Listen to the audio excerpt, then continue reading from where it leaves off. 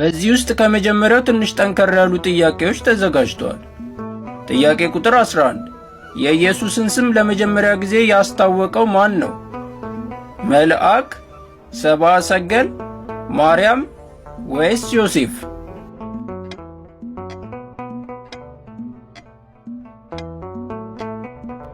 መልሱ መልአክ የሚለው ነው።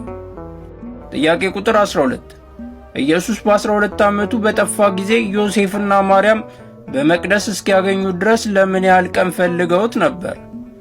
1 ቀን፣ 2 ቀን፣ 3 ቀን ወይስ 4?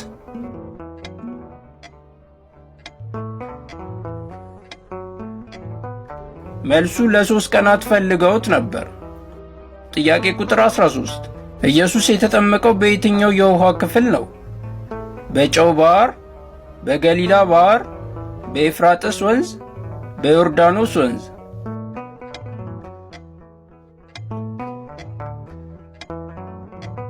ኢየሱስ የተጠመቀው በዮርዳኖስ ወንዝ ነበር። ጥያቄ ቁጥር 14 ከወንጌል መጻሕፍት የትኛው ስለ ኢየሱስ ጥምቀትና ፈተና አይናገርም? የማቴዎስ ወንጌል፣ የማርቆስ ወንጌል፣ የሉቃስ ወንጌል ወይስ የዮሐንስ ወንጌል?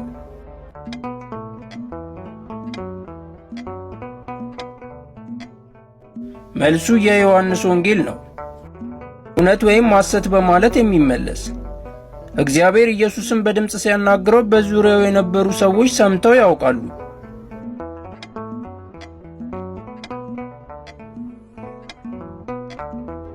መልሱ እውነት ነው።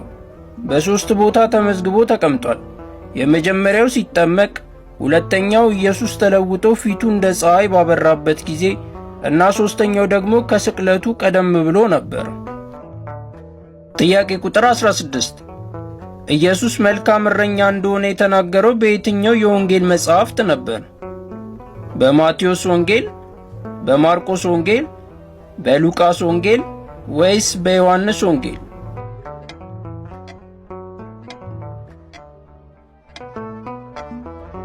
መልሱ የዮሐንስ ወንጌል ነው።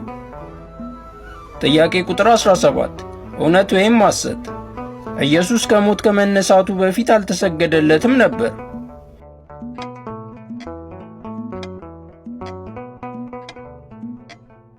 መልሱ ሐሰት ነው።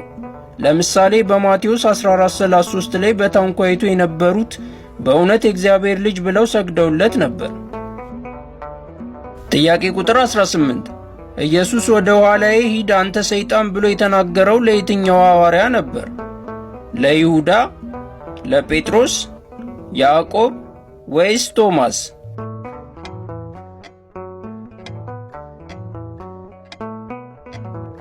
መልሱ ጴጥሮስ የሚለው ነው። ቀጣዮቹ ጥያቄዎች የምርጫ ጥያቄዎች አይደሉም።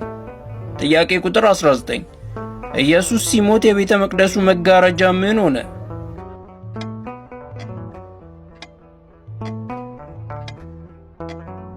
ከላይ እስከ ታች ለሁለት ተቀደደ ብላችሁ ከመለሳችሁ ትክክል ናችሁ።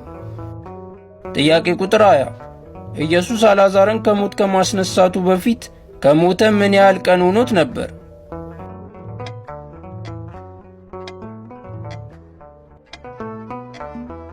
መልሱ 4 ቀናት ነው።